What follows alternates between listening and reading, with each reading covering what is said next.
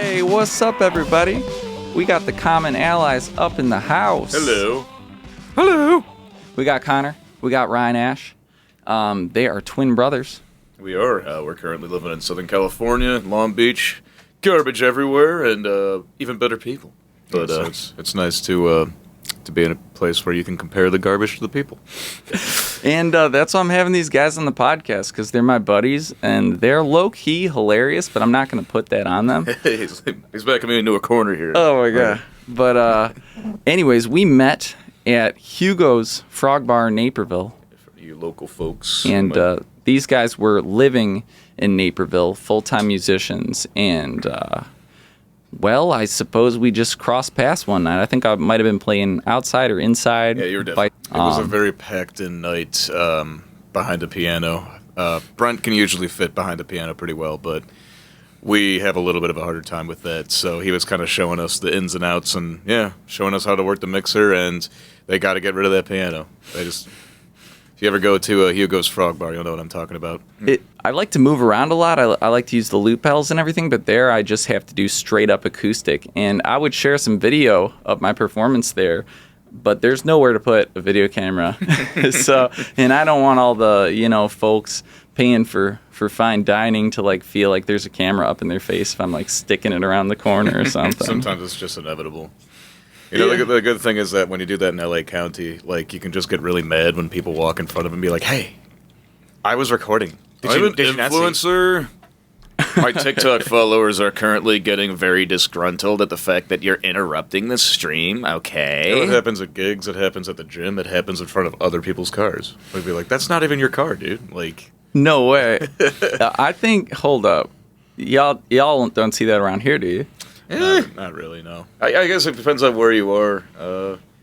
Maybe in Naperville, St. Charles area, you might see something more akin to that. But it's not even that common in California. I guess of course we're in SoCal, but we play a lot in San Juan Capistrano, which is in Orange County, and you'll see it there sometimes. It's not too common to see it in Long Beach, though. Yeah, one of the reasons why I'm even doing a podcast, I don't do them all the time, but I actually am planning to line up some more coming up. So if y'all haven't subscribed, please do that. Follow Brent Brown. But really, the only reason I want to is because I enjoy podcasts so much.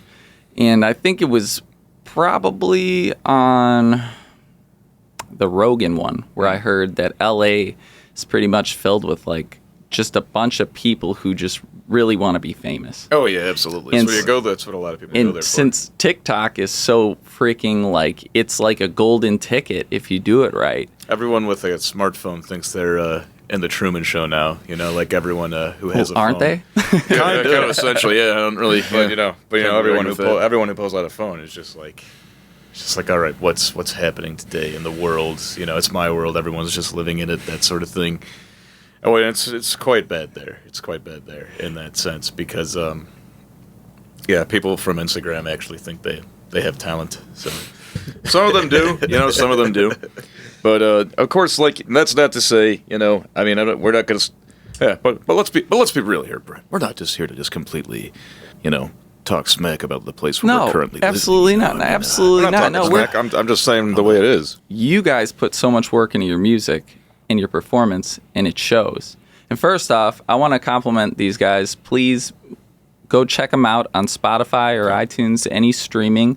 Check out the Common Allies. I was just listening to some of their music before they came over here. Well, thanks. I actually believe him when he says that, too. And the thing about it is I will go here and tell you what all the favorites are, but really you should just listen to it because they're the kind of musicians that anything they're going to do is great. It's enjoyable. They're running it through their filter. That's what I do. But when I listen to them, the way that they harmonize, the way that they don't play anything they don't like. And that's kind of how I like to roll, That's too. the truth. That is the truth. Thank you.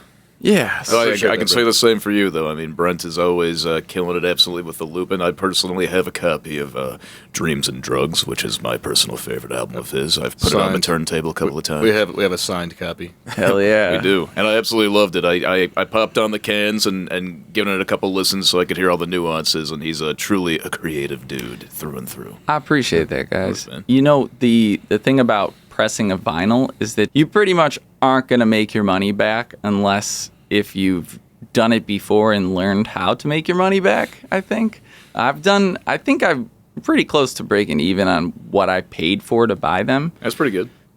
But at the same time, I'm not so opposed to if somebody gives me a $20 bill or something like that. Yeah. I might just ask them, do you have a vinyl player? Because I want people to have these things, you know, and I had to buy so many to even, $250 was the minimum order.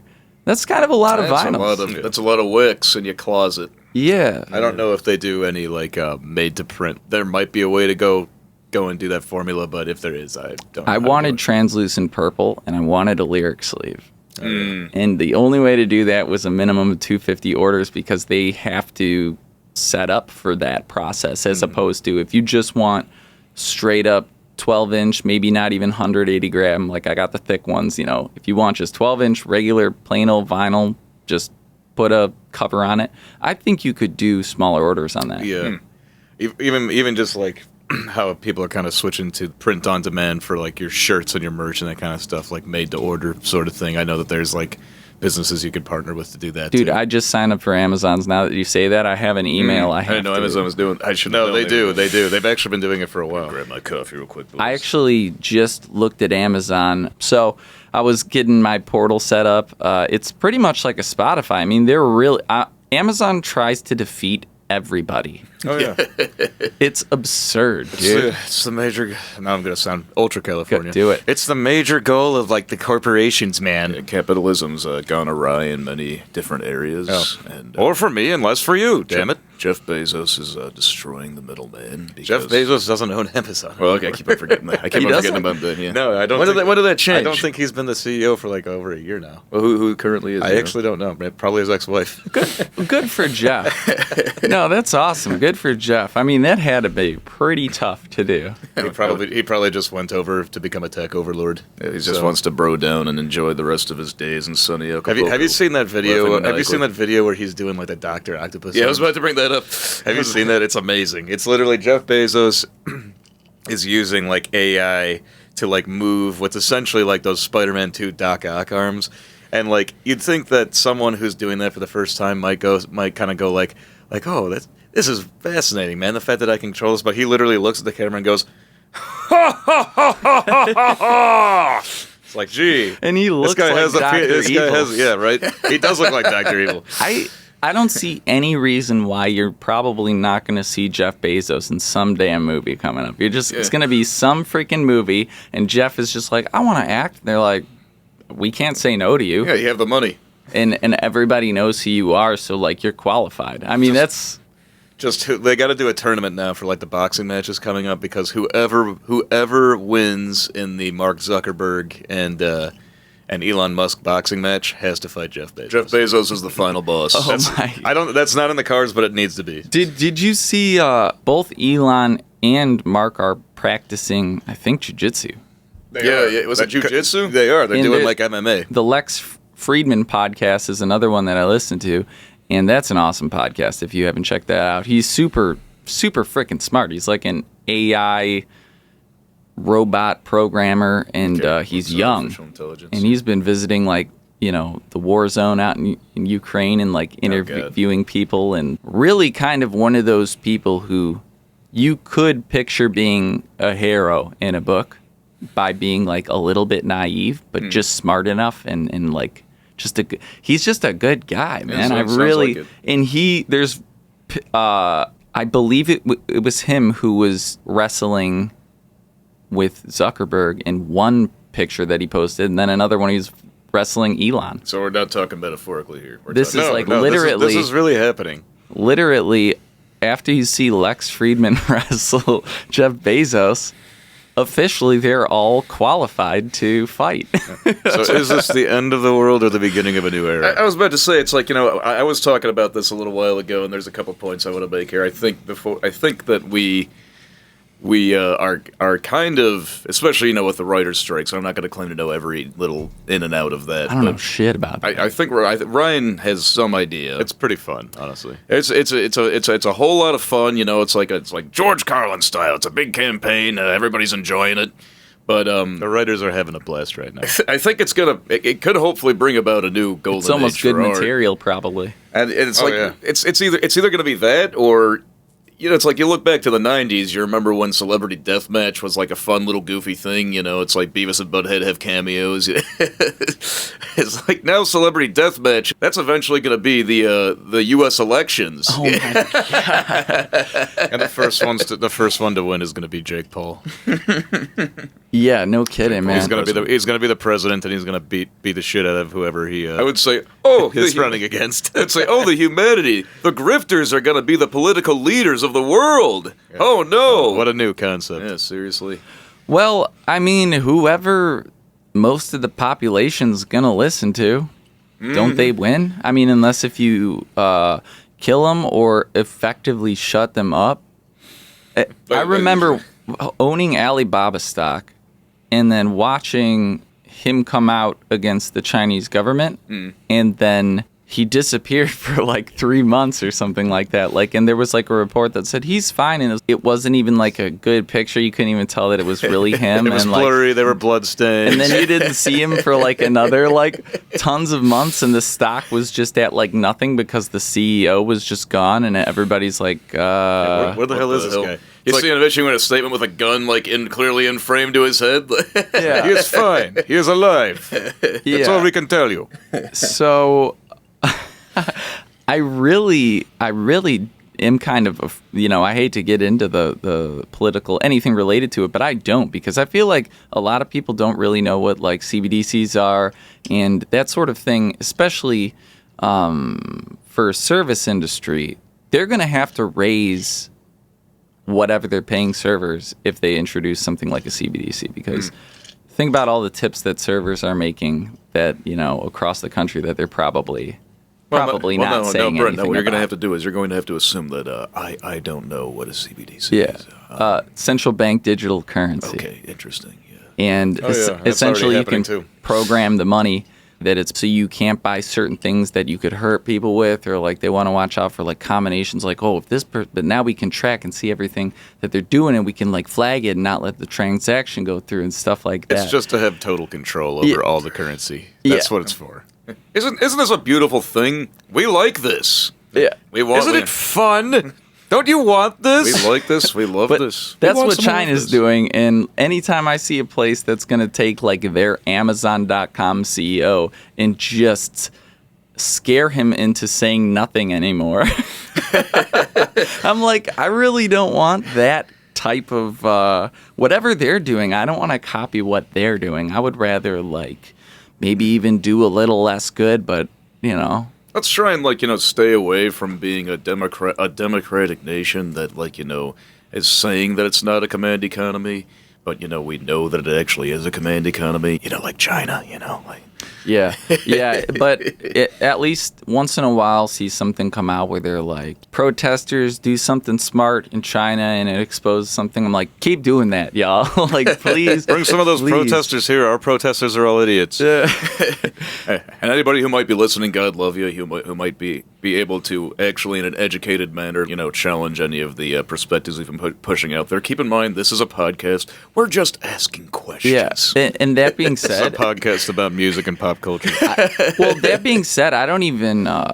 I'm not even somebody who would protest. I wouldn't protest. I think that the best thing you can do is be the best version of yourself and whoop ass at whatever you're doing. And defund the police. Well, whatever, man, whatever. But whenever you get to the point where people listen to you because they respect you, then you can sway opinions. That's way more effective. Well, there's a lot of people who are arguing for that now, and I think that that's a good thing because it's a turnaround. Yeah, protesting is just come on. Well, there's a difference between individuality and selfishness. Like when people I think people kind of are conflating the two. It's just like when people say like you do you, they mean like take care of yourself, because when you take care of yourself, you're better at taking care of the people around you, whether they're related to you or just people that you run into on a day-to-day basis. Be able to control your own environment before attempting to control you have more control over your own personal environment, which allows more control to spread through other people's environments, and the more people that do it, the more it becomes a reality.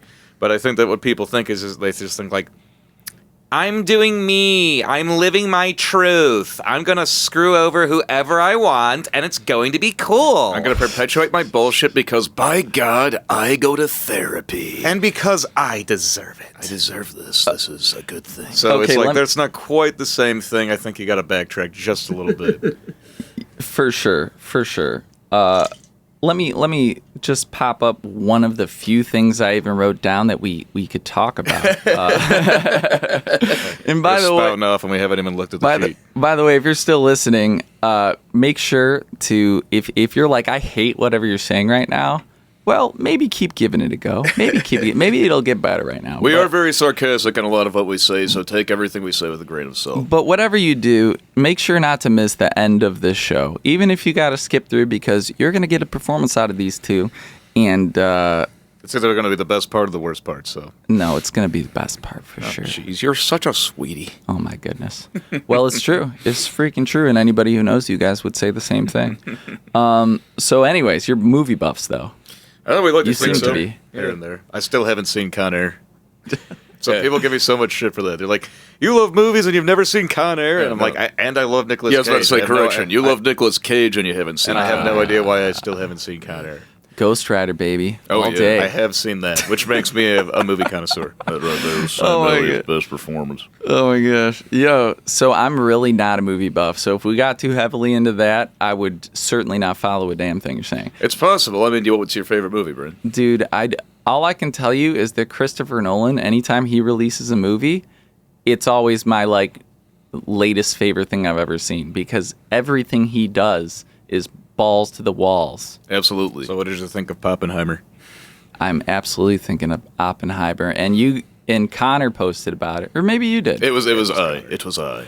And anyways, I was like, dang, I wouldn't want to see Oppenheimer at all unless if it was Christopher Nolan. Really? Because I saw one of the behind the scenes on how he actually shot the explosion, and just scaled it up and shot it with the original camera they filmed the nuke with. Mm-hmm. They did a big propane ignition sort of thing. But it blew my mind because it was 100. It was 1,200 frames per second or something on an analog piece of movie recording. An IMAX camera. Yeah, but I mean that's insane because you look at what the technology was and whatever it was 1949, I believe. Oh yeah. I mean, it amazes me how much footage they still retain for all of those tests. They've colorized the Trinity test. If you look on YouTube, it's colorized. Did you just check that out recently? I have seen it. Yes. Nice.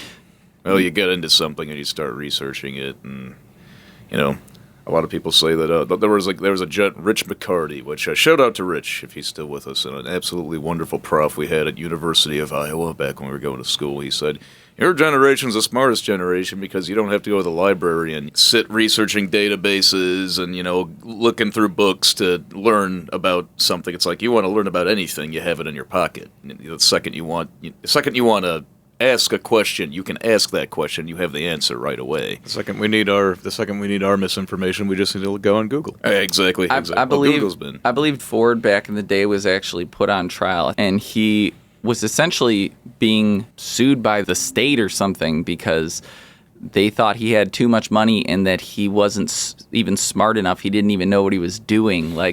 And he essentially proved in the court, this was his argument, that if I need anything, I know exactly who to ask. I find that retaining facts is an absolute waste of my time. The most valuable thing you can do is to know where to get the information when you need it. That's a really good point. And we all have where it to in get our the pockets. resource. And my best buddy, Nick, he straight up, he was working somewhere. He said, when it's not his current job, so don't fire him. But he said to somebody who asked him a question what's this? And he said, check the master database. And they're like, oh, where's the master database? He's like, Google. and it is. I mean, it truly is. I've used that line so many times.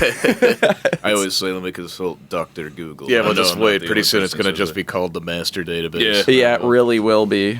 Oh, my If God. Bezos gets bored and he's looking for a new trademark, He's just going to buy Google and change it to the master database. it'll just be like a little logo of him with his stuck octopus arms conquering the world. Yeah, but I hear that, it's funny that a film like Oppenheimer could become as successful as it was, pretty much off of like memes, but also because of the fact that Christopher Nolan was the director. I think that's the only reason that it got that much Marketing attention. was the strangest thing It was because of the Barbie memes. Yeah. Like it was like a double feature. Like they both came out on the same day by two respected directors, and they were two diametrically opposed movies. That's kind of a beautiful thing, though. It is because that's kind of almost like the new word of mouth. But did you hear that Disney's actually releasing a George Washington biopic where I did not. they're going to race swap George Washington? He's going to be black. Really? Yeah. You're full of shit. I actually, who was it? It was Prince. I saw the musician formerly known as Prince on an interview. Rest in peace, Prince. Yeah. And I don't want to get this name wrong. I'm going to sound like a dang idiot if I do, but I think it was like Andrew Jackson or some shit. It was somebody like that, back in the constitutional writing days. And before they declared the actual title president, there was somebody filling the role of president before George Washington. Like standing command. And apparently this guy was black. Mm-hmm. And so... You're not talking about Douglas, are you? Maybe. But anyways, somebody like an idiot too. somebody was the sitting president, and you can find Prince talks about first presidents or something. You could probably find it if you search. Refers back to that fact. And yeah, but it throws a rock in the narrative of like the whole like how could a black man be the president? And so days, yeah. Prince, for sure, he seemed like he thought that was the truth. And, I hope I'm not mincing his words, but I remember, like, looking into that, and some people thought, oh, no, he was, like, just very dark skin. I'm like, okay. He went to Hawaii Yeah. for like, several weeks before, Yeah, but He was just some Puerto Rican guy. when it comes down to, like, history, I would not be surprised if there are some like shocking things we didn't know, like absolutely shocking. There always are, and I mean like now. Do I think George Washington was black? Probably not. Probably not. Well, but being that there were portraits of him when he was alive, I'm gonna say probably not. seemed pretty pasty. Seemed like he had some cherry cheeks. Yeah, well, of course, the thing that the crack he just made about Disney, that was a joke. He was just kidding. Of course. Yeah, but how bad is it that I didn't even? Well, you wouldn't even question it. That's the problem. that therein lies the Actually, the problem. it's a project that's coming out soon. It's directed by Jada Pinkett Smith, and it's going to be a big success. Oh my God! See, if you said Netflix is gonna Christopher get Nolan, banned. though, dude. Yeah. No, people actually like his movies. It's because he's honest. I gotta say though, there was something weird about it being so close to now. Like that happened, and there's like real people being featured, and I've always loved Albert Einstein. The fact that they portrayed him in that, I'm just like, ah, Albert Einstein. They portrayed him so well. He was in association with Oppenheimer and did give his opinion on some of the mathematics that ultimately led to the. Let's not Bomb spoil becoming- anything, by the way, too. Let's just. I mean, this isn't just me. This, spoiling of course, the movie. is something you could read. This is just history, right? Yeah, here. I was looking up some history before I even went in there because before I even saw it, I found on Quora. This was post like 2 years ago, and they were like, Albert Einstein didn't have anything to do with the Manhattan Project, but if it wasn't for his letter that he sent to the president after hearing about the developments in the scientific world, it's likely that nobody would have funded or tried to fund the Manhattan Project. It's very, very likely that Albert Einstein's letter actually was the catalyst to make it happen. What was the letter? Was it about how Germany was doing it, or what was the letter? It essentially Neil deGrasse Tyson, the president. You know what I'm saying? Like he explained it in a way that seemed like serious and convincing and like simple enough, but it's too heady for you to understand. But if you don't do something, you're probably going to lose. That could be. I think it might have been inevitable anyway, because they heard that the Germans, and by probably one of the reasons that they heard was because of Einstein, was that the Germans were building nukes. They weren't about to be, in a world where they couldn't nuke back. Yeah, so for sure. I think that was a big reason that they started the project. Bottom line, y'all, you should definitely go see that movie, because I'm gonna start see it. spoiling plot lines if we keep talking about it.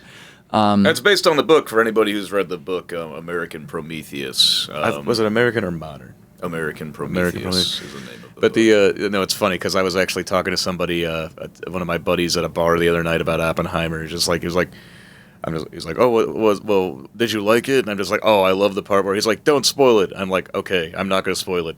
He builds a nuke. Because I'm just like, I'm pretty sure that's common knowledge. That's at this literally point. the premise of the movie. I mean, that's just part of it. That's just part of it. That's like the setup. And it was casted perfectly. Cillian Murphy did an absolute bang-up job. The part, so part of it gosh, you know what? Spoiler Stop warning. listening Spoiler for warning. like 45 seconds if you're scared of this. Just go see it, okay? Go see You're it. gonna love it. Go see it. But the part at the end, was that supposed to be JFK who was reaming the Strauss guy? Yeah, I think so. And I didn't know the whole time, like, oh, he's portraying, Dr. Roboto or whatever is portraying, the JFK. Oh, is that what you're talking about, Rami Malek's character? No, that wasn't. That wasn't? That was not John. Okay. F. Kennedy, no. Oh, okay. Oh, is that what you're asking? No, That's what I was No, asking. I don't believe so. No. Well, but I just thought been that too that early was. in time. I just thought that was so interesting because think about how big of a deal like that bomb was, and like to see how the inner workings of the government were functioning to essentially shut up Oppenheimer afterwards, and then the fact that it was like JFK, okay, and then they assassinated him. And then they assassinated his brother, and now his brother's son is running for president right now, and I really like him. Yeah. I really like How crazy is that the Kennedys are still running for office? And just the fact that They have this very year massive, Oppenheimer comes out, and like that tag at the end of it, you just wonder if like, is Christopher, he's like a little bit of a prophet, I'm sure, and he just throws that in there. That part had to be at the very end of the movie. Yeah, I mean, I'm sure that it definitely. Then the bomb's always going to be, especially now that we have the hydrogen bombs, it's always going to be a looming threat to humanity. Yeah. Always will be. But, at the same time, maybe the disincentivization of everybody being able to kill everybody hopefully is some sort of gridlock that helps. Oh, that's the idea.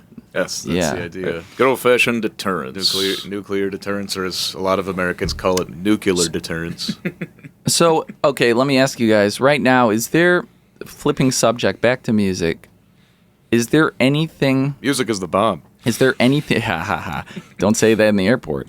I remember there was a time I was using that phrase like, oh, man, that's a bomb. And then all of a sudden, TSA's like doubling up, and I'm What's like, the bomb? I can't say anything anymore. They're dogpiling Brent, no. ripping off his shoes. Oh, no. Yo, so anyways, in music, is there anything that's newer that you've enjoyed that's came out? Artists? Yeah. Or songs, even, like, sometimes... Yeah. I always have to find myself thinking more about this naturally when it comes to the modern world of more independent music, or if we're kind of dabbling in psychedelia. I think, which of course Ryan and I are a fan of. You're a fan of, I know. I haven't for a long time, though.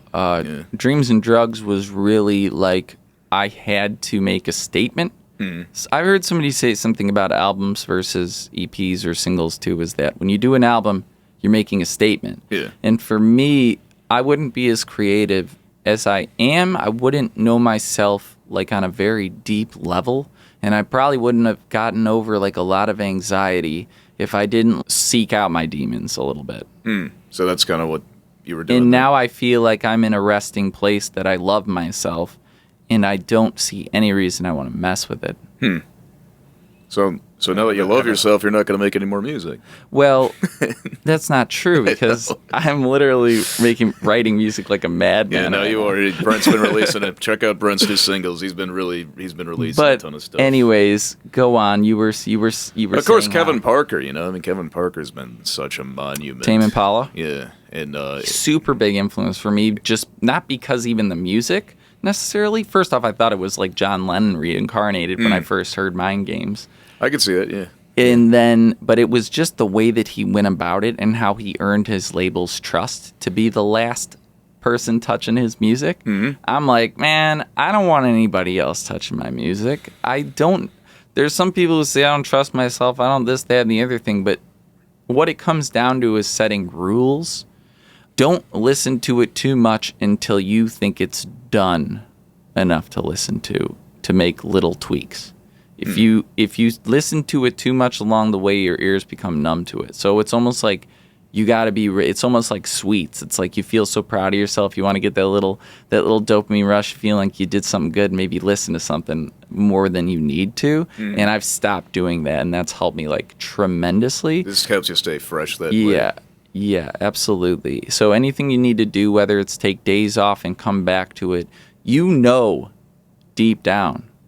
I always like want to text somebody and be like, hey, could you listen to this? I just don't know. And it's like the thing is I do know. I do know if I love it or not. I do know if it's good enough or it's not. Yeah. And the thing is I know how much work goes in like redoing something when I know it's not good enough or trying something new because I'm like tired of working on something. But I'm like, I always know if it's good enough, and I think everybody does, but they don't want to admit it. Sure. And then if you're going to be putting it out there and submitting it for other people's approval, then you're never going to be happy with your body of work just in itself because you're going to be basing its merit on what other people think versus how you feel about it. Yeah, and it's most important that you feel good about it because it's coming from you.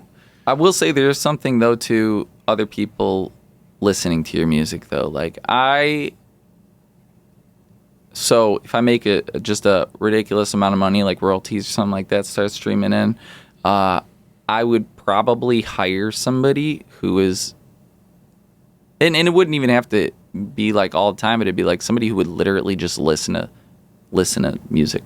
Like maybe even a couple people would be like, hey, if you listen to this much, I'm going to pay you that much. Send me all your feedback and like your listening consultant. Yeah, because there is something too when somebody's like, oh yeah, but you can watch them and they almost fall off at one part. You almost see their like attention go away for a second. Like that part's not good enough because it's losing them right there. Sure. I'll pick up on like bodily cues when somebody's listening to my music and I'll be like, shit, like they don't even need to say anything. Sometimes that's not necessarily a good indicator all the time because like I am one of those dudes where like if we're doing like a song circle with friends or something like, and they're always skipping like they'll put on a song and then they'll let it play for like 30 seconds and then they'll switch it. I'll just be like, dude, like I was enjoying that. Like why don't you just let it finish and then you can go to the next one, you know? As far as listening to music goes, I just realized I haven't been listening to shit. I don't listen to anything, man. Hardly. I mean, like I make a goal out of listening to music through a day. Yeah. Like it's like it takes effort for me to listen to music. I just haven't even really been paying attention. I just like because we've been playing so much. It's like I like in the car. It's just kind of silence, and then like I haven't really been. We were driving up to Mammoth. We listened to a bunch of stuff. Usually with Bruce Springsteen's.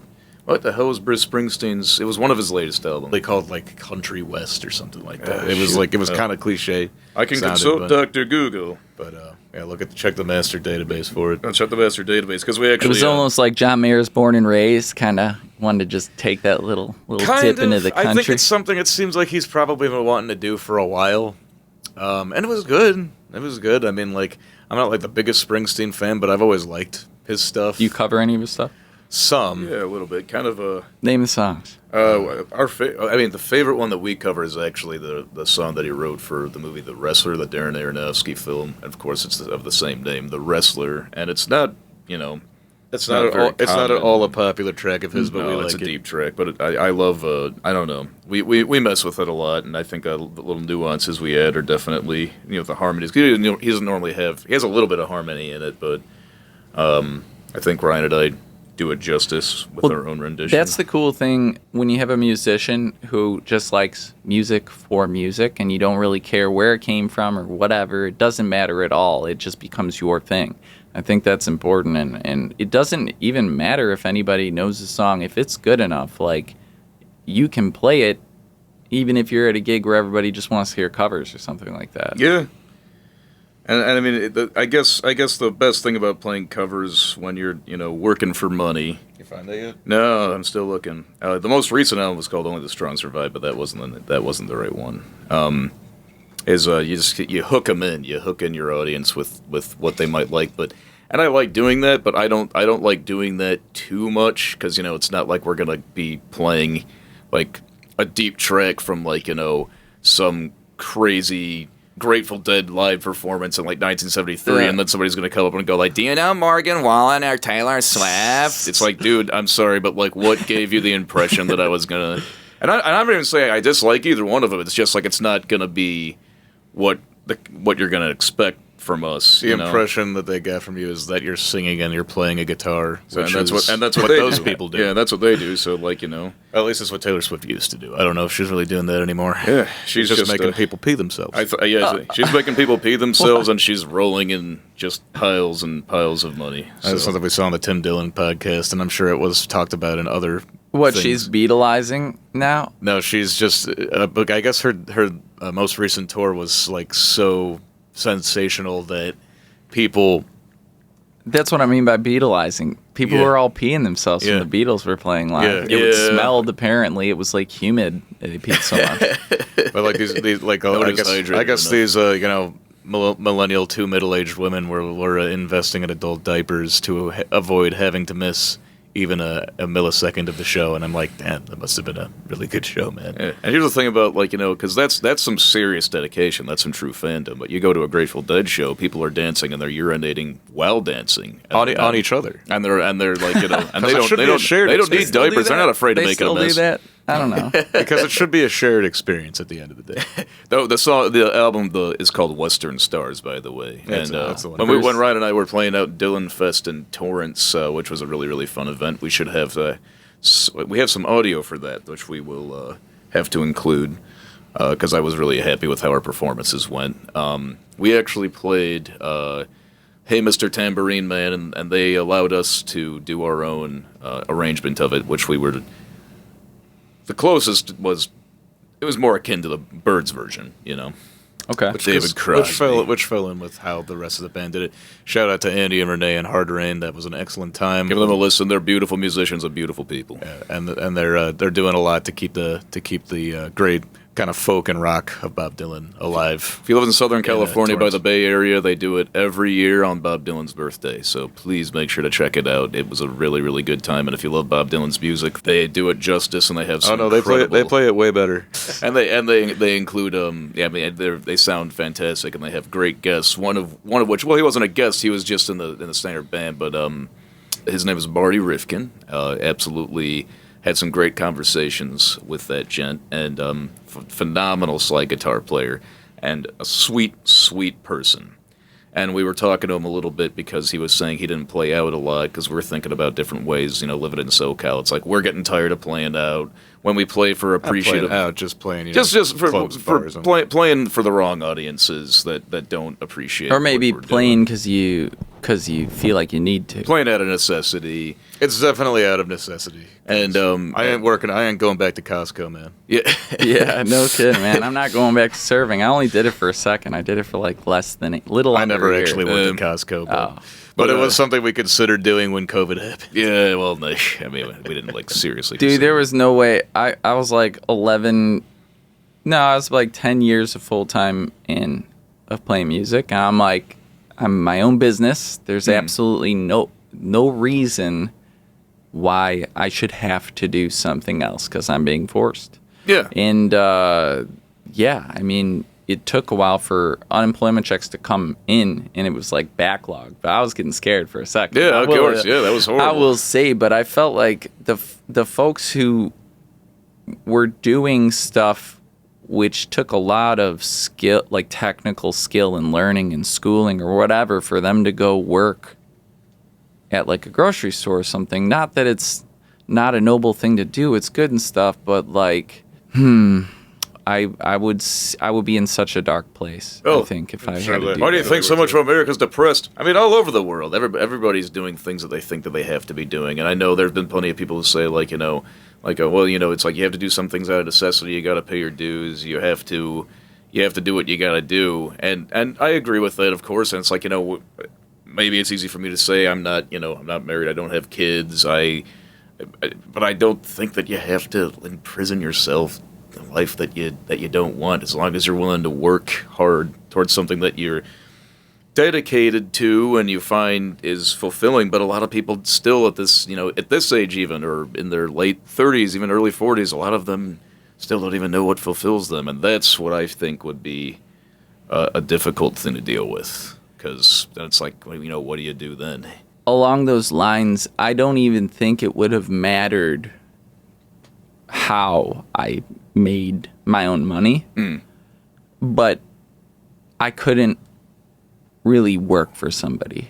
That's the thing. It's like when you don't have a boss for such a long time. I'm done doing that too. I'd almost like figure out how to like resell things on the internet before I would go work. You're drop shipping for Alibaba. No, I'm not even kidding. I'm still thinking about doing that. Yeah. There's plenty of people who have a lot of success with the drop shipping. It doesn't matter to me. I mean, I felt like I wanted to be an entrepreneur. That I was sure of that before I was ever considering doing music. Yeah.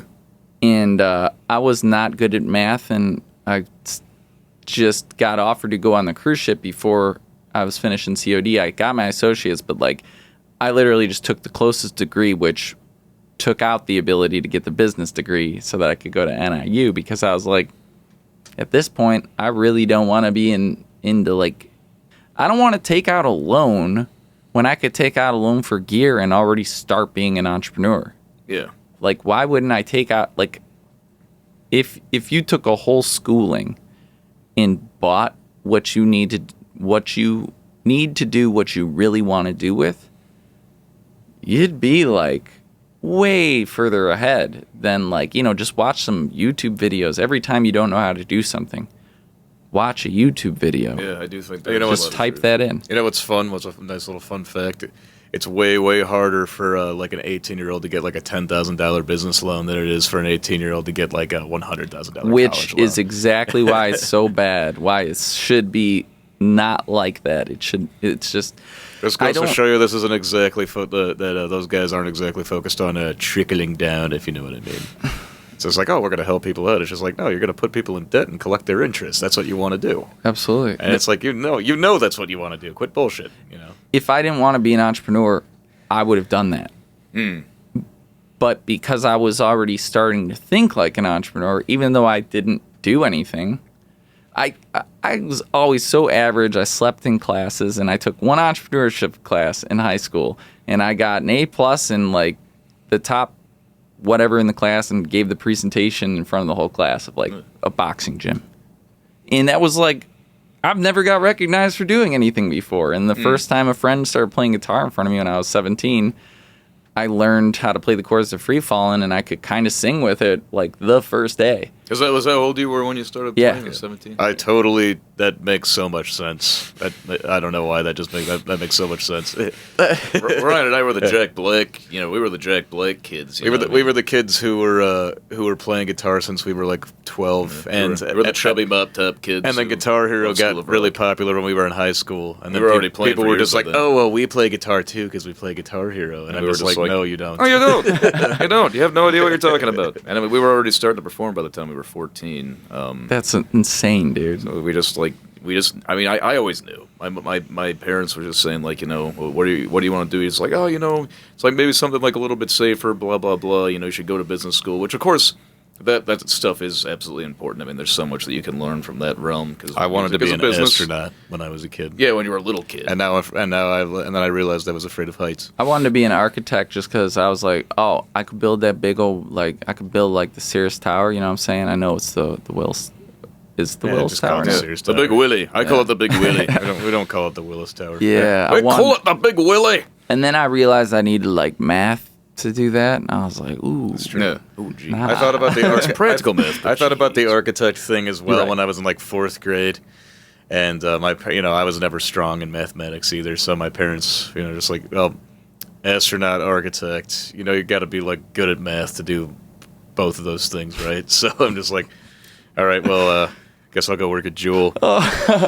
We're so impressionable when we're kids, though. I swear to you, the reason I wanted to be an architect was somebody just gave me like a cool book, and I was looking through the book, and I'm like, I want to be an architect. It's like, that's all it took? That's different than fireman or policeman, No, but I mean, if you were to show a kid some sort of cool book with that when they're, between the ages of what, 10 and 14 or something like that, you can spark something that would not catch fire with an adult so easily.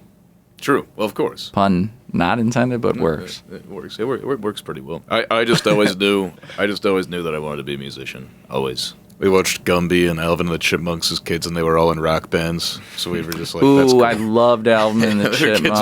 we liked that stuff. We So saw you thought School that of was Rock. cool? We were like 11. We saw School of Rock, and then by the time I was 15, it's like I was saying, my folks are saying you got to go to college, and we did. We went and graduated in 4 years, and it was a great experience. I wouldn't take it back for anything, but I was going, I just want to play music. I know for a fact that that's what I want to do. So, went to school, worked in the film biz in Chicago for a while. To put it lightly, wasn't for me. Ryan tried it for a bit too, and then he didn't do it as long as I did. He was teaching music when I was doing that at the School of Rock, ironically. Yeah. And then after that, we were just focused on just lining up more jobs, because found out we could just do it at our own pace, at our own speed, really, and make the money that we want to make for the most part at the time. And it was more money than I was making, busting my back day in and day out. When you first started making money, how old were you? From it? From music. From music? Well, we had done paying gigs when we were in high school, but we started actually making money probably at around When was it 22 or like, I 23. don't need to get a part-time job because I'm playing music? I was playing like 4 Potbellies a week. Oh yeah, kind of when I was going to COD, and that to me at the time was like, hell yeah! Yeah, Like it's because I was working at Potbellies at the same time, and I would just remember like sweeping floors and like doing stuff for 8 hours, or I could just play a 2-hour set at Potbellies, and I'd get like a free sandwich when it first started. Yeah, that was And pretty I was sweet. like, that's way better. I get a Do you free know Pete- sandwich do you know and I get Pete Jive? unlimited refills. Yeah, I remember that. I know the name. I'm So sorry, I know the Pete name. Jive, musician around here, you also look him up, Spotify, iTunes, all that. He just put out an album, pressed it to vinyl actually, and Nice. it's really good. And Pete's just a beautiful human being. He was working at Potbellies, and I taught him how to sweep the floors. I taught him how to do that. They're like, You never "Brent, knew how teach- to use a broom before Teach you. Pete how to do this over here. I'm like, okay, Pete. Yeah, bro, you've never swept. But he played there too, so they don't even do music anymore. No, I mean I've been. I've never seen. I don't think I ever saw anyone play at Potbelly, but I knew that they did I it. think I did years and years and years ago. I'm gonna say, and I mean no disrespect, because I think they might be raising the wage on it or whatever, but I used to play Hampton Socials a bunch. They're a little too far from me, and they just don't pay enough for me to get there. No. Yeah. But if you were to live right next to one of them, Wouldn't be too I'd bad. probably still do it. It's pretty much, they're really nice people who are working nice those, place, running too. those. It's a really The nice owners place. are awesome. But yeah, I think that might be the closest thing, especially if you just consider inflation. Maybe that's like the new Potbellies. Well, that's why we got to start considering inflation at our end of things Yeah, too. seriously. Because it's Where's like our inflation? It's like we have to inflate our prices as everyone else is going to. We can't just continue on the same trajectory that we're at when everything else is costing 10% more. So, but that's another thing. It's like we come back to Illinois and we're like fucking rock stars here. It's like out in California we have we've received a lot of praise, gotten a lot of great gigs, done some really cool stuff. But it makes you realize that shift in perspective, where you need to be where you need to be focusing your time and energy and where you should stop wasting your time and stop selling yourself short. And that's something that unfortunately, well, they call that paying dues. And, I'm 31 now and I don't want to do it anymore. So It takes time. It's not like it's just going to be like, I don't want to do it anymore. So, everyone else should bend over backwards to, change everything for me. It's like, no, we got to take it upon ourselves to seek out and pursue this more this more profitable path with what we're doing. So the reason I brought up Hampton Social was because I think that there's a place, like there needs to be a place that is like a stepping stone to where you can prove your value so that you can make more money. Yeah. And I don't think that every place should just go, we all need to like set the bar up here, and like musicians don't even get hired unless if they're at this bar, and like it's just like a jump from nothing to free gigs to like now you're making more than you'd make if you got a job or whatever. I think it needs to be there. I think it's a really beautiful thing, man. I mean, if I didn't have Potbellies, there's no way in hell I'd play at Potbellies now. Well, of course. No way. I do think that I do think there are places that need to maintain the like, hey, you could start here, and I do think that places that claim to be like weird, like a great music venue, need to raise their bar, because like I have seen so many places where it's just like we're like premier, and then they'll have a band in there, and it'll sound like a high school band. You know what I'm about to say? It's like it'll be like some 60-year-old dudes wearing wigs and pretending to be Bon Jovi, and it just sucks ass. Stop the fucking Bon Jovi thing already. Can we stop that? Please stop. Stop wearing wigs. Stop playing dress up. Learn how to play. Learn how to mix your equipment. Like, do people love Bon Jovi that much that we need like 200 mediocre tribute acts to it? Bon Jovi's retired. There's got to be at least 500 other cover bands I can go see. I'm clawing my face off right now. I need this. It's like, well, please just stop. You all clearly. It's just like when you're here, it's every other thing you see. It's so common out here, man. It's like, whoa, who's playing tonight? Oh, it's a Bon Jovi act. Well, why? Okay, well, I'm not even going to say anything about that. I'm just going to let that. That's fine. Let it ride, baby. Let it ride. It's like if everything was like a Rick Springfield act. It's like it'd be one thing if there was like one, right, or a couple, but it's like every other place you go, it's like, oh, it's a Rick Springfield tribute. It's like, why? I mean, do people really want that? Like, do people need that so much? I just need it so bad, man. Hey, I mean, supply and demand. I guess there's a high demand. I guess so. It's just some capitalism at work, yo. Yeah, and they say money talks, though. I don't really think money was doing much of the talking that I was seeing, because this band. Oh, there was a tornado that night, so that didn't help. But I mean, this band was terrible. The room was hard. It was a hard room to have dialed in well. But I mean, these guys sounded like they had pretty much like just started playing, and they were not good. It's okay. It's okay. I mean, it just depends. Like, what are you going to charge then? Yeah, they're probably getting paid more than we are, and that's why it's not. That's what infuriates us. Well, if a bar owner is willing to pay that, or if ticket sales or whatever happens, it was a contract deal. I can tell you. Well, what I see happening in like pop music is, as I personally think that there's a lot more to do with what can make money than the music being even really musical anymore. Oh, totally. Yeah, absolutely. And the beautiful that makes money. Yeah. See, I used to like be like grossed out by pop country, and now I feel like it's like turning into not country anymore, and I kind of like it now, and I am very happy that there's a mainstream thing which has like some musicality and like passion and some originality really coming through. Who's an artist that you can cite that's doing it for you in that realm currently? Chris Stapleton's the man, dude. And then I don't even know who it was, but the funny thing, he's more country than a lot of the people who are claiming to be like the most country, because like, country's always had this element of grit to it. It's always had this element of grit, whether it was from being like poor Appalachia, bluegrass. It's like, and then it kind of switched to like rockabilly, country, western. Like all that stuff has like a rocky nature to it, which is why he is very rootsy when it comes to country. So is like Sturgill.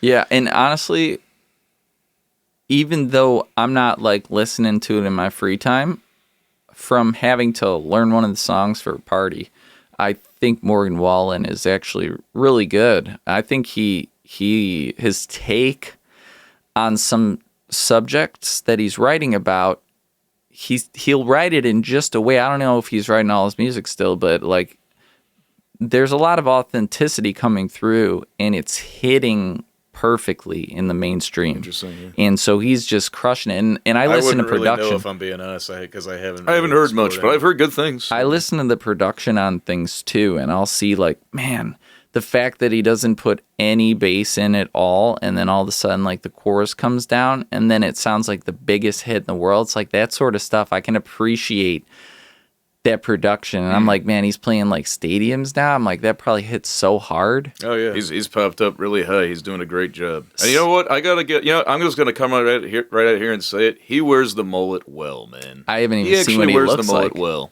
He has a mullet. Oh yeah, and you know what? I actually think he makes it look pretty good. I think that dude was probably born with a mullet. Have you heard of Theo Vaughn, comedian? Oh yeah. Yeah. He rocks a solid mullet. Those guys were born with suspended licenses.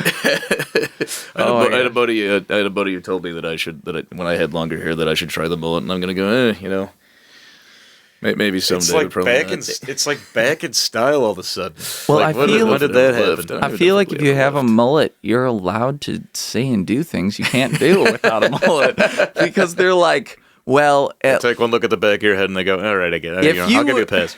If you were trying to, do your hair all, maybe GQ and stuff like that, and you were walking around in a suit, you're not allowed to say that. You get your ass kicked. You got a mullet. You get your ass kicked for saying something like that. You're already kicking your own ass a little bit wearing the mullet, so we're going to let you go with that one. We know you probably... People know there's a degree of jest to what you're saying, but they also just go like, oh, man, I don't know. This guy could be packing some heat. I'm not going to mess with him. That's true. What are examples of that? I don't know. Example 1.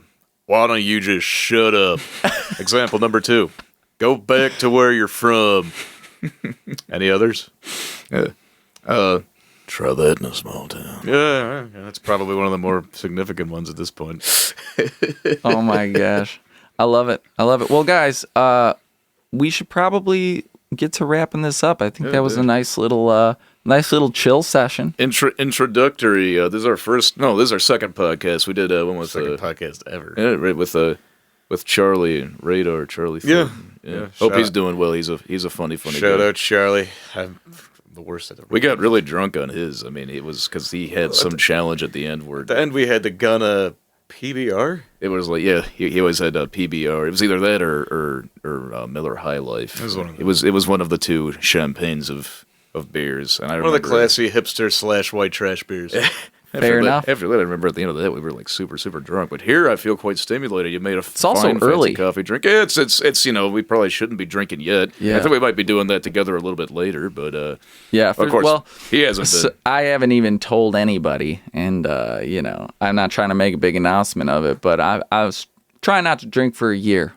And I'm at 5 months now. Yeah. So didn't even tell nobody. All right. That's a great accomplishment, man. I'm sure your head feels very clear. Yeah, it does. It's super nice. Train I gotta hop back on for sure. Focus on the output versus the input. Yeah, I'm gonna be at Lollapalooza tomorrow just going. I've never even been there. It's gonna be one of those things, once in a while I'll play a party or something. I'm like, dang, I can smell like the like beer, like the fresh pour of the keg. I'm just like, ooh. Well, you see a lot of coked out party bros and party broettes who are usually they don't talk like this. They're all college age. The guys talk like this and they sniff a lot. They're in the middle of figuring it out. And the girls wear crop tops and they go, Kyler, we gotta go over to this stage. We gotta go over to Perry stage. Kyler, where are you going, Kyler? I sent an email. I looked up who was running Perry stage because there was a TBA. I sent a serious email to them. I was like, put me on. Yeah, I'm sure they responded to that promptly. They better. I think it was like 3C.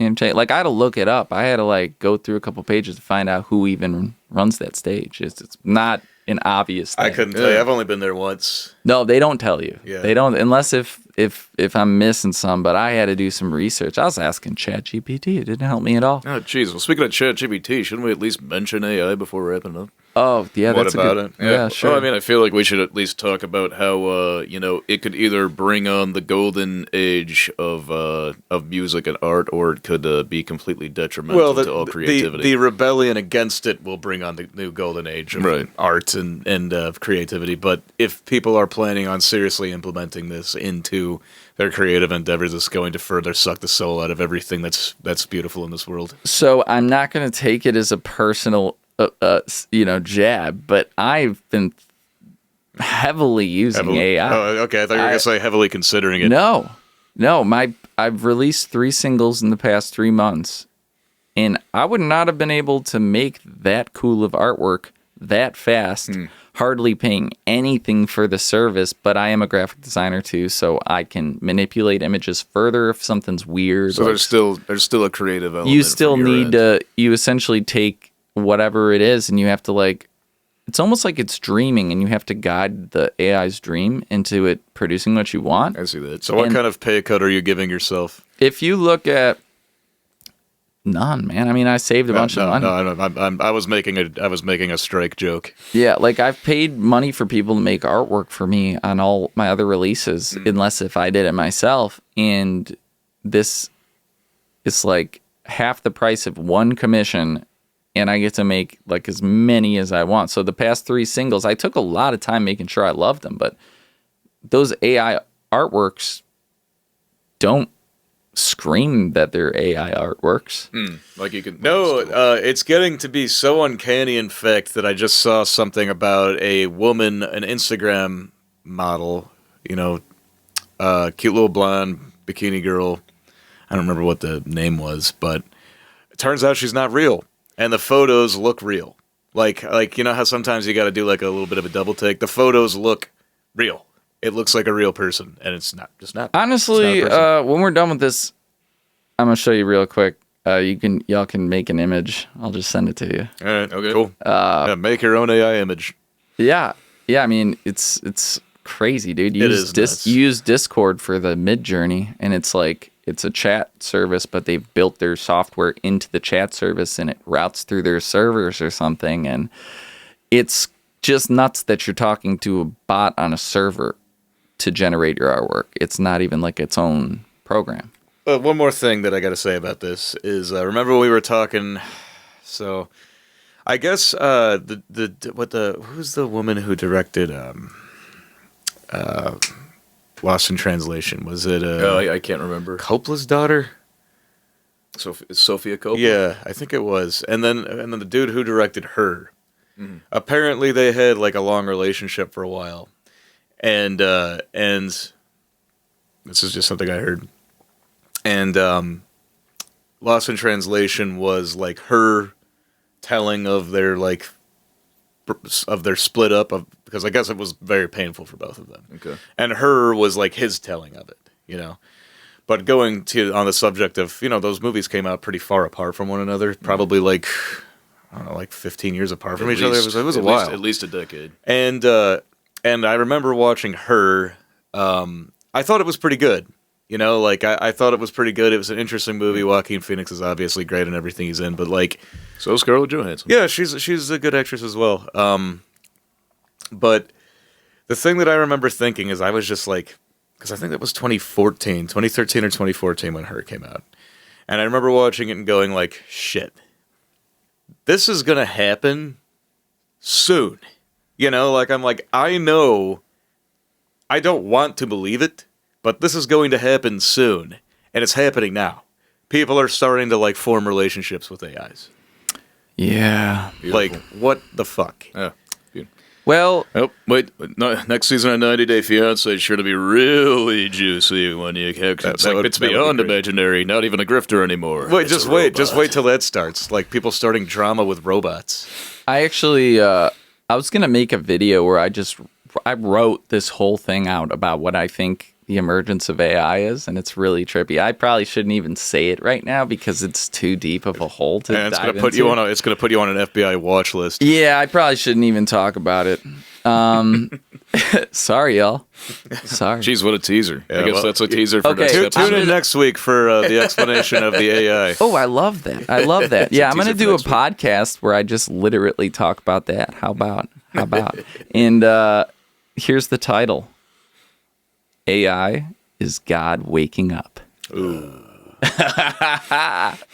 bunch of Christians just lost their fucking minds. Okay. All right, y'all. It's been a freaking pleasure. Let's Thanks for having us, get you buddy. let's get you playing a song for you if you're down. Yeah, let's play some. Yeah, what do you want to play? I'm almost down to bring out some Liquid Lover. Oh, you want to play that one? Unless you want to do something different.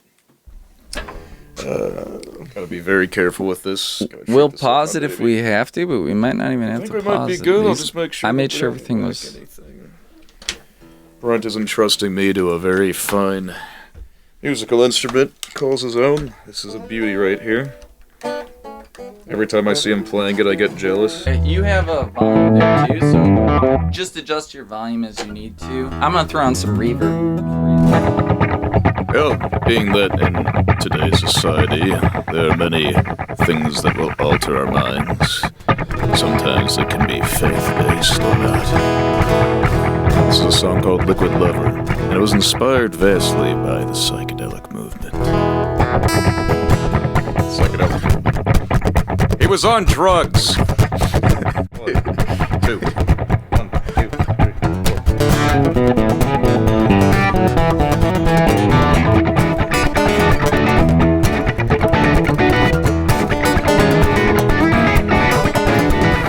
Love loosely sleeves right above my bed. She serenades me with lies on the thumbs running through my head.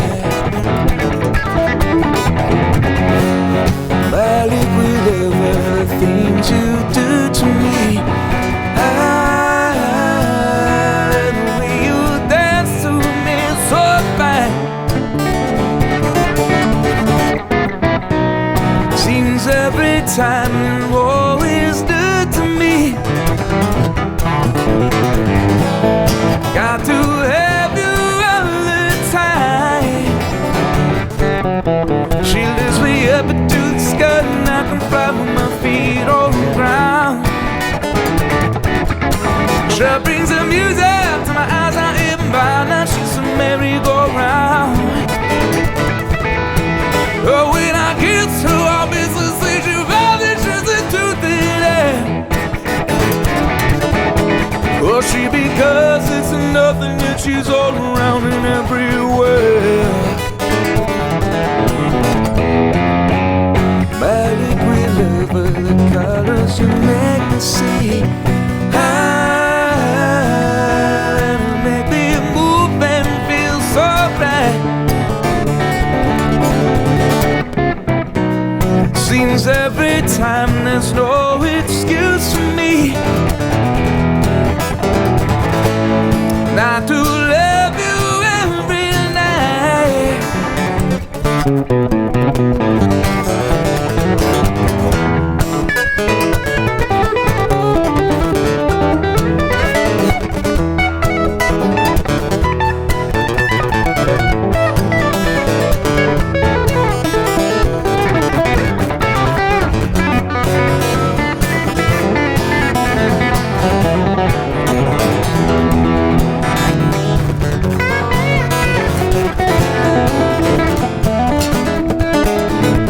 Well, she's my liquid lover.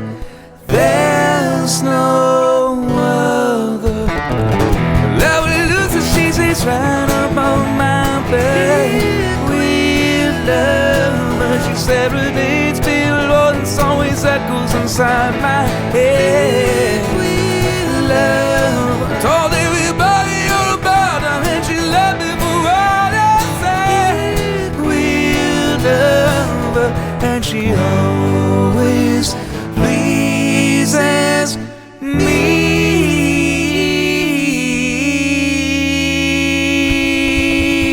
Hey.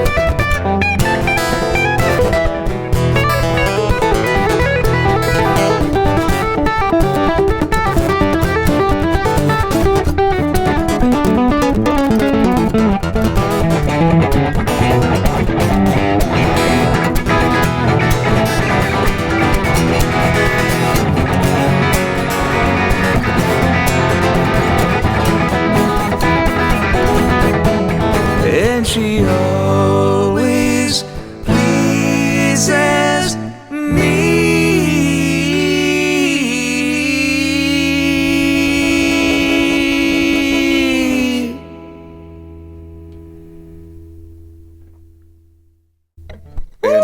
There goes the strap, baby. Yes. Check that it was out. Awesome. First EP. Listen to our album "Melancholy Days." We got a lot of different music. We got new music coming. Hopefully at the end of 2023, 2024. I've been writing, so please listen to us. Follow us on social media. Common allies. Follow Brent. Follow his podcast. Buy his albums. He's just amazing, and we love him. Buy our shit.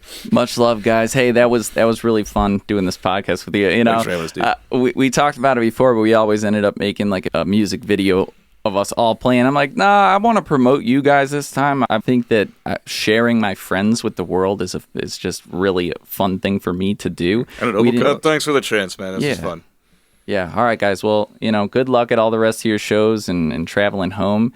And honestly, we're probably hanging out later. So yeah, we'll bro down. Catch you later. So if you're in the Naperville area, come out and say hey to us. Peace.